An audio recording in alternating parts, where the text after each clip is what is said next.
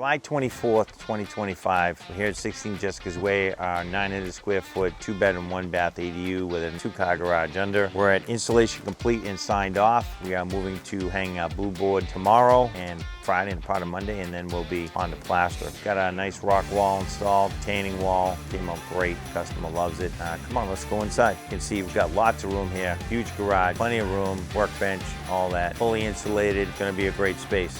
All our units we're doing open cell in the walls. I like the open cell better because we can trim it flat with the back of the Blueboard. Who knows what'll be here available in 2 years, but right now that's the best system. As I said earlier in the last video, this is an unvented assembly roof. So you've got spray foam right up on the back side of the rafters going up and over. That gets the heating and air conditioning equipment in a conditioned area, so it's not working so hard. It also helps us control any mold and mildew or moisture in the attic. So super excited. Stevie's finishing up the bath fan connection right now before the plastic gets hung, and then we'll be on to finish. Not much to talk about here today. It's pretty straightforward. Hope you see an open house. We're gonna start probably in about 3 weeks, so see you then.